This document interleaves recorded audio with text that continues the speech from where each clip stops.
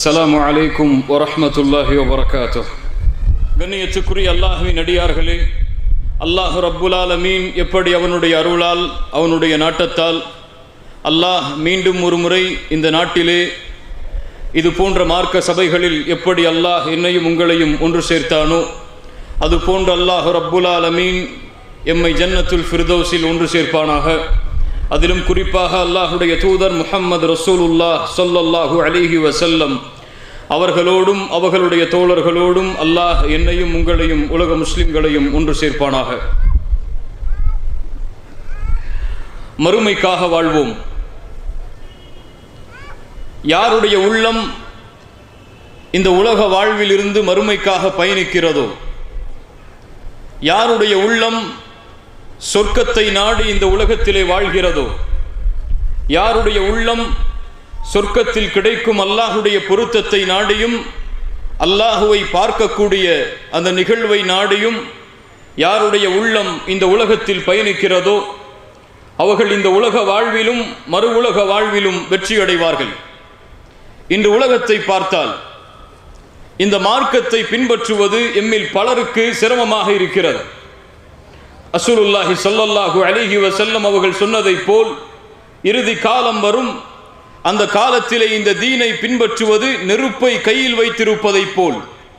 ஆம், ஹலால் ஹராமை பேணுவதெல்லாம், அல்லாஹுடைய மார்க்கம் எமக்கு விதித்த சட்டங்களையும் வரைமுறைகளையும் செயல்படுத்துவதெல்லாம் எம்மில் பெரும்பாலான மக்களுக்கு சிரமமான ஒன்றாக காட்சியளிக்கிறது. ஏன் தெரியுமா?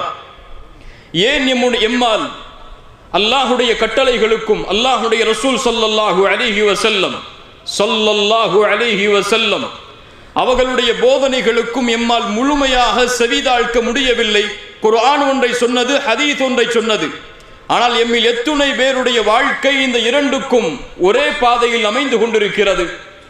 ஆயிஷா ரலியல்லாஹு அன்ஹா எம்முடைய இந்த கேள்விகளுக்கெல்லாம் தங்களுடைய வார்த்தையில் பதில் சொல்லுகிறார்கள். இமாம் புகாரி ரஹிமஹுல்லாஹ் ஆயிஷா ரலியல்லாஹு அன்ஹா அவர்களுடைய இந்த வார்த்தையை பதிவு செய்கிறார்கள். குர்ஆனில் முதலாகவே அல்லாஹ் இறக்கிய வசனங்களில் முதலாவது வசனமாகவே மதுவை அருந்தாதீர்கள் என்று அல்லாஹ் சட்டமாக கொடுத்திருந்தால் எங்களில் எல்லோரும் சொல்லுவோம், ஒருபோதும் எங்களால் மதுவை அருந்தாமல் இருக்க முடியாது என்று. குர்ஆனில் முதலாகவே அல்லாஹ் விபச்சாரத்தின் பக்கம் நெருங்காதீர்கள் என்று சொல்லி இருந்தால் எங்களில் பெரும்பாலான மக்கள் சொல்லுவார்கள், எங்களால் விபச்சாரம் செய்யாமல் இருக்க முடியாது என்று. ஆனால் குர்ஆனிலே அல்லாஹுடைய வஹீயின் மூலமாக எங்களுக்கு முதலாவது கிடைத்த போதனை என்ன தெரியுமா?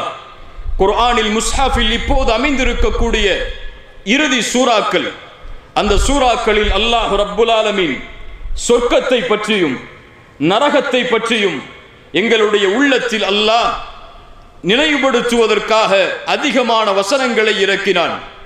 எப்போது எங்களுடைய உள்ளம் அந்த வசனங்களை கேட்டு இந்த மார்க்கத்தில் உறுதியானதோ அதற்கு பிறகுதான் அல்லாஹ் இறக்கினான் இது ஹலால் இது ஹராம் என்ற சட்டங்களை. ஆயிஷா ரலியல்லாஹு அன்ஹா என்ன சொல்லுகிறார்கள்? முதலாவதாகவே சட்டங்கள் இறங்கி இருந்தால் ஒருபோதும் எங்களால் செயல்படுத்தி இருக்க முடியாது. எங்களுடைய உள்ளம் சொர்க்கத்தை குறித்து நினைவு காட்டப்பட்டது, எங்களுடைய உள்ளம் நரகத்தை குறித்து நினைவு காட்டப்பட்டது. எப்போது எங்களுடைய உள்ளம் மறுமையின் சிந்தனையால் சூழ்ந்ததோ அப்போதுதான் ஹலால் ஹராமை பேணுவதெல்லாம் எங்களுக்கு எளிதாக மாறியது. ஆம் கண்ணியத்துக்குரியவர்களே, இதுதான் நான் கேட்ட முதல் கேள்வியின் பதில். எம்முடைய உள்ளத்தில் இன்னும் மறுமையின் நம்பிக்கை ஆழமாக இறங்காத காரணத்தால் தான், இன்னும் எம்முடைய உள்ளத்தில் சொர்க்கத்தின் நம்பிக்கை, நரகத்தை விட்டு எம்மை பாதுகாக்க வேண்டும் என்ற நினைவு ஆழமாக உள்ளத்திலே பதியாத காரணத்தால் தான் அல்லாஹுடைய மார்க்க சட்டங்களை செயல்படுத்துவதும் அல்லாஹும் ரசூலும் எப்படி வாழுமாறு கட்டளையிட்டார்களோ அந்த வாழ்க்கையை வாழ்வதும் எமக்கு சிரமமாக இருக்கிறது. இந்த துன்யாவுடைய ஆசைகள், இந்த துன்யாவுடைய மோகங்கள் எம்மை மறுமையின் நினைவை விட்டு தடுத்து கொண்டிருக்கிறது. அல்லாஹ் ரப்புல் ஆலமீன் இந்த துன்யாவை படைத்தவன். இந்த துன்யாவை படைத்தவனிடத்தில் இந்த துன்யாவுடைய மதிப்பு என்ன தெரியுமா? குர்ஆன் சொல்லுகிறது, அல்லாஹ் கூறுகிறான், யஅலமு அறிந்து கொள்ளுங்கள் மக்களே, இந்த உலக வாழ்க்கை என்பது விளையாட்டாகும், வீணாகும். அதன் மூலமாக ஏதாவது சில பலன்களை நீங்கள் அனுபவிக்கலாம்.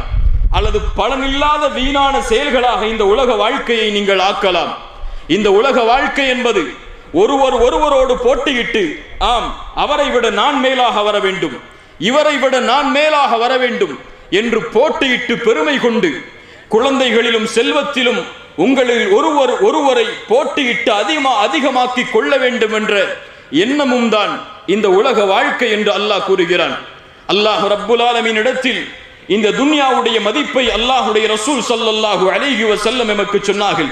லவ் கானத்தித் துன்யா இன்தல்லாஹி ஜனாஹ பஊதா, அல்லாஹ்விடத்தில் இந்த துன்யா ஒரு கொசுவின் ரெக்கை அளவிற்கு சமமாக இருந்திருந்தால் அல்லாஹ் ரப்புல் ஆலமீன் தன்னை மறுக்கக்கூடிய காஃபிர்களுக்கு ஒரு சொட்டு தண்ணீர் கூட கொடுத்திருக்க மாட்டான். என்ன சொல்லுகிறது இந்த ஹதீஸ்? அல்லாஹ்வுடைய பார்வையில் இந்த துன்யா மதிப்பே இல்லாத காரணத்தால் தான் தன்னை மறுத்தாலும், தன்னை ஏசினாலும், தன்னை மறுத்து வேறொருவரை இறைவனாக வணங்கினாலும், தனக்கு குமாரன் இருக்கிறது என்ற அபச்சொல்லை சொன்னாலும் அவர்களுக்கும் அல்லாஹ் உணவளிக்கிறான், அவர்களுக்கும் நோய் வந்தால் அல்லாஹ் குணமாக்குகிறானே. ஏன்? இந்த துன்யா அல்லாஹ்விடத்திலே மதிப்பே கிடையாது என்று அல்லாஹ்வுடைய ரசூல் ஸல்லல்லாஹு அலைஹி வஸல்லம் அவர்கள் எமக்கு புரிய வைத்தார்கள். ரசூலுல்லாஹி ஸல்லல்லாஹு அலைஹி வஸல்லம், கண்ணியத்துக்குரியவர்களே, ரசூலுல்லாஹ் என்று சொல்லும் பொழுது ஸல்லல்லாஹு அலைஹி வஸல்லம் என்ற வார்த்தையை மறந்து விடாதீர்கள்.